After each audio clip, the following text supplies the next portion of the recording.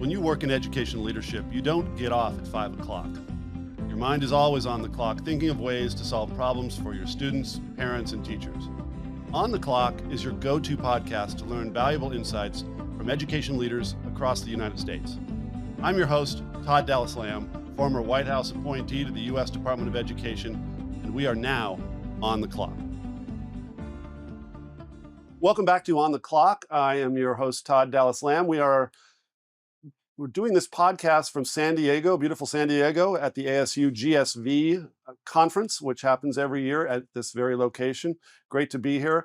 My guest today, Jeff McCoy from Greenville School District in South Carolina, the largest district in all of South Carolina. You are on our show for the second time, which makes you part of what I call the Two-Timers Club, which is kind of a funny way to put it, isn't it? Welcome to the show, Jeff. Thank you, Todd. Glad to be back. And you're here at the conference, and this is your first time at ASU. This is becoming one of the nation's largest conferences. What drew you here, and what do you think so far?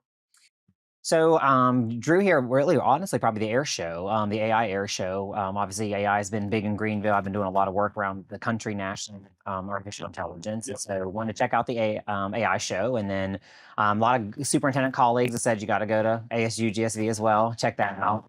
So first time, it actually has been great. It's been the networking has been amazing, and really seeing some of the big names in education. And I think most what I appreciate is the thought leadership, particularly around AI, even in ASU+GSV as well, just kind of where districts are heading, and also seeing the innovations that companies are putting out right now, which is amazing.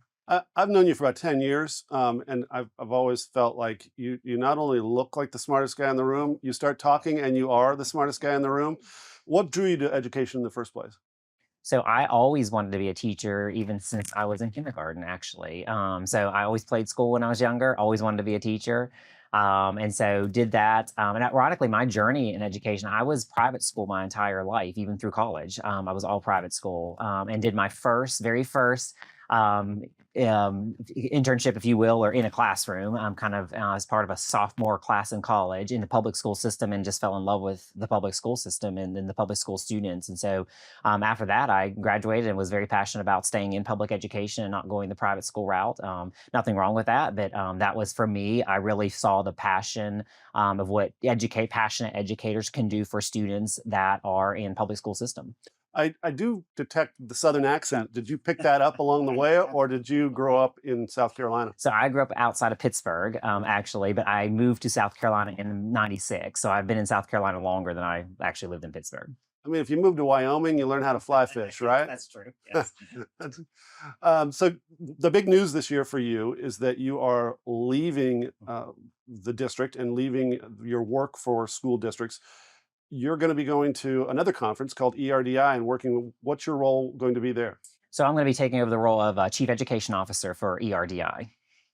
And in that capacity, what are your responsibilities? So it's a small company, so pretty much anything that needs to be done. But the big part of our ERDI, of course, is we connect solution providers and ed leaders, superintendents, C-suite leaders together, ultimately with the goal to improve products that are sold to education, because that benefits everybody. It benefits our students, that benefits our leaders. So that's kind of ERDI's mission and what we do. We're going to talk a little bit more about those products in a second, but I wanted to get your reflection. Some of the more interesting interviews I've ever done have been with outgoing superintendents who feel, I won't say liberated, but a little bit more free to have some observations about what's right about education, what's wrong. What in your time in education, what have you seen that we've done right, and what do you think we could do better? So I think probably the biggest thing I've seen that I think done right the last maybe 7 or 8 years is really that shifting off of the attitude that every child has to go to college. Yep. That really focusing on, students can be extremely successful, come out with no college debt, and be very successful in a career coming right out of high school. And that's been the body of our work in Greenville. Our superintendent, Dr. Royster, started Graduation Plus, which requires every child to graduate with 6 hours of college credit or an industry certification. And to date, 78% of our kids are doing that as seniors. And so we've just seen a really big groundswell of kids moving into that CTE field, to be welders and building construction. And so I really like that shift where it's not almost like second class to be CTE anymore. It's actually to actually go that route. So I think that's been a great movement across our country that has been very positive. I don't even think it's welding. Everybody uses that as an example. My first client in this business was a gentleman who could code. Oh yeah. And built something and dropped out of college 2 years to go, and is now living in a mansion in Florida. Yeah. So there's a lot of ways, and the reason for college was always just to be able to get a job. That's right. And somehow along the way we made it a social stepladder that if you didn't get a degree, somehow you weren't as good as anybody that had a degree. Exactly. What have we done wrong? What would you change if you had a magic wand in education right now? If I could change. So if I could change, I think anything in education, I think it's closing that achievement gap. I think it's for our students that are particularly in poverty, low socioeconomic, really making sure they have the same opportunities because of their backgrounds in the poverty that they're in, making sure they have the same opportunities our students that are from middle to upper class families. And again, I'm very encouraged by a lot of the work that people are doing around the country to close those achievement gaps.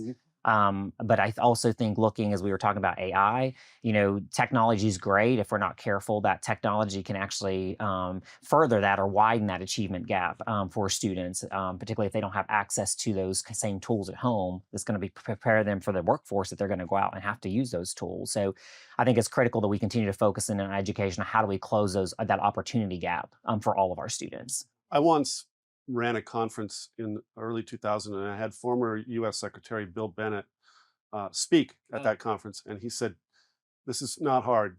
Teach them to read. We'll figure out the rest later." Reading is the key. It is the key. Yes, for sure. Yeah, I mean, there's all the research around reading by third grade. That's where a lot of legislation comes from across the country. Yep. On that, obviously. But you're so right. I mean, the reading piece is so critical because you can't do anything. You're not going to be successful in science or social studies or any other subject if you can't ultimately read. And we know how to do it. And we do.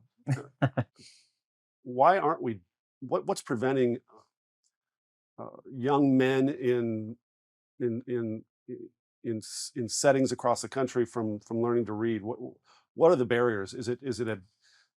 Are there so many struggles at home that it's almost impossible to teach some kids? Because the numbers are real with regards to dropout, and the dropout is directly associated with the reading piece. Yes, I think that's a big part of it. I think one of the biggest part of it where we struggle with when we look at the research, even in our own county, is the students that, again, lower socioeconomic students whose families have to move from home to home, maybe month to month. Every time you do that, you can lose a week of school. Yep. So when you're looking at how many weeks that is across the year, where every minute and every hour counts in learning to read or learning to do math. That gets very difficult. It's hard for the teachers to catch the students up, and technology certainly has played a role in helping us do that. But particularly looking at and honing in on those lower socioeconomic students, and how do we lessen that impact of knowing that they have family circumstances, they have to move, they may have families that work 2 and 3 jobs, so they may not be available always to help students at home at night.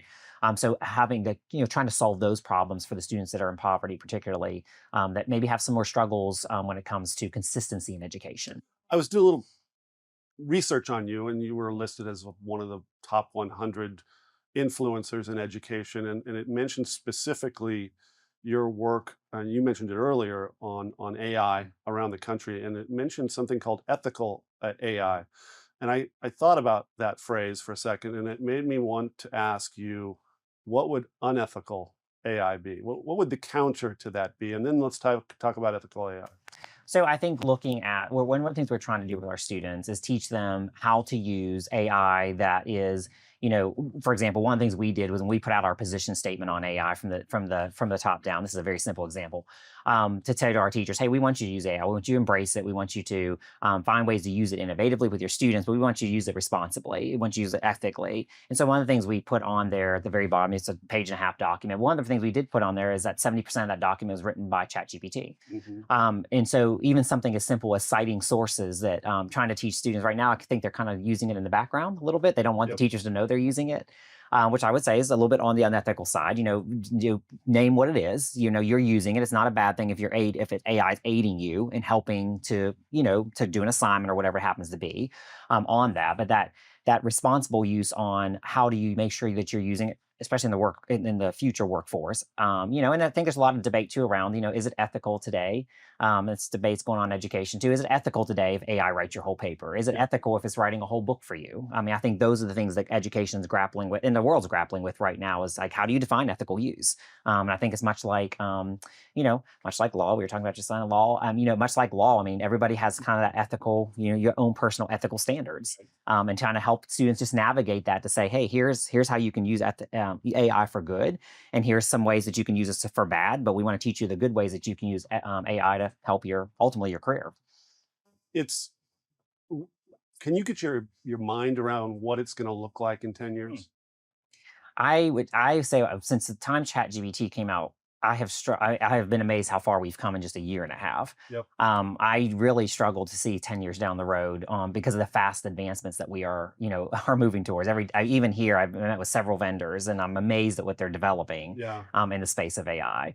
I wonder where the ceiling is initially with this narrow AI.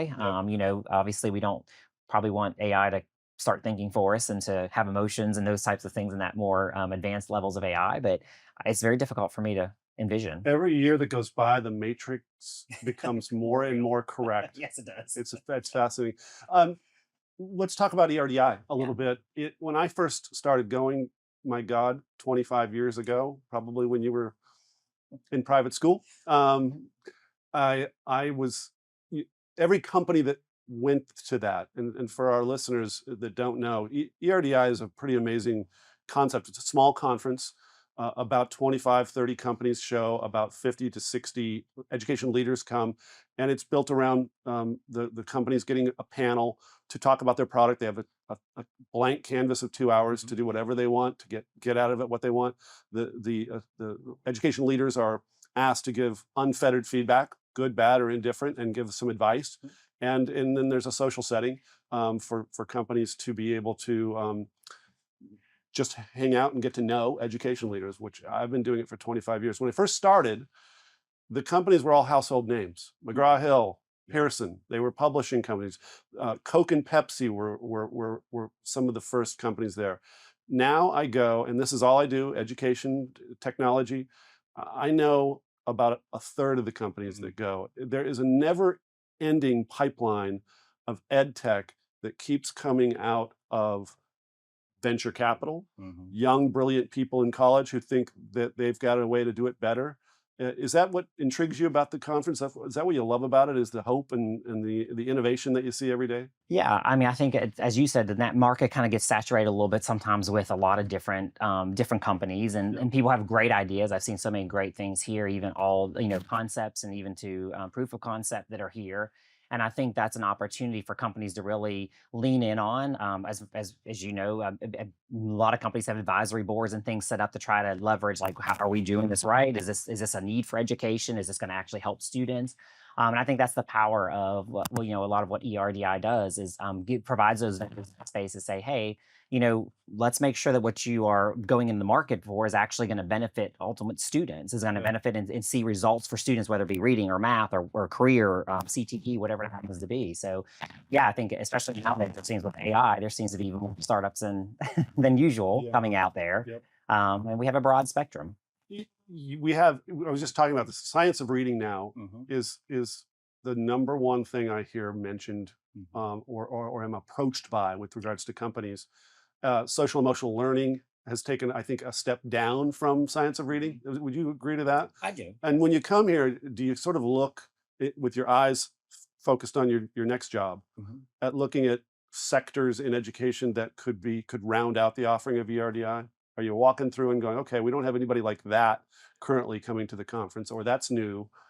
It seems to me that's a good use of your time at this point. Yeah, I mean, I think as you said, there's so many different varied vendors here. So I think certainly looking at whether it's here and other places too is just, what is those unique even fields, to your point? What is that going to be, those things that I've seen, many of the products most people bring to districts, I think, as leaders, most of the time, things we've seen out in the field, whether it's whatever conference you're going to, you kind of see something like, oh, that's kind of interesting. That piques my interest just a little bit.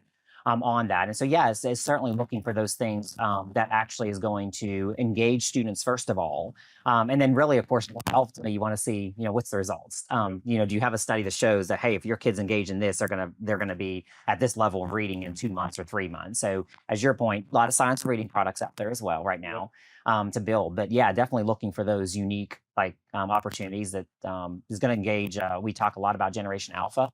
And so really engage that Generation Alpha who's sometimes difficult to engage. Give me a little bit more on Generation Alpha. What does that mean?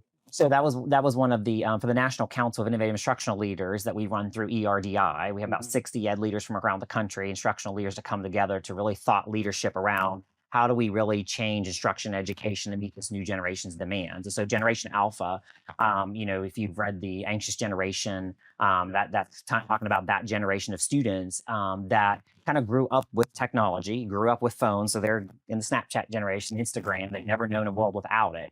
And so for teachers and educators, that's a very difficult thing to compete with. They're used to getting feedback constantly, every 2 minutes, every minute. And then we want them to go to school and sit for 35 minutes, 40 minutes and just listen. That's very difficult. So really looking at what we're trying to change with the National Council is how do we change that? How do we engage students in certainly using technology in companies where we need to use that and where it's beneficial? But how do we engage the students so they're actually engaged in the learning process? Are you a proponent of getting rid of the phones in the classroom? So I do think that given given that most kids now have a Chromebook, I mean, we're probably not unique in that. Everybody in our district student has a Chromebook.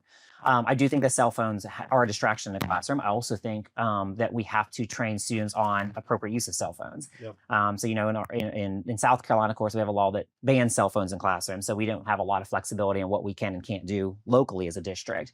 But I do think, when we did have that option, we tried to put parameters around to say, look, you can't use it in the classroom, but hey, if you want to use it in hallways and you want to use it, or we're going to go into class or in the lunchroom, then have at it. You know what we ought to do? This is old guy talking now. I see a lot of young people come work as interns, and I remember being taught in class how to actually answer a phone. Oh. How to communicate on a phone. Okay. Young people stink at it. Yeah, they do. They don't even know how to say hello. Yeah, they just swipe and then they wait for somebody to talk to them. That's right. Let's teach that again. Yes. I'll do the teaching. I'm not sure they're actually talking on the phone anymore. It's more texting now. But they don't. Well, Jeff, as you wrap up your career, it's exciting to know that you're going to be moving on in another way to help students and education leaders at ERDI. And thank you for being on the show. All right, thank you, Todd.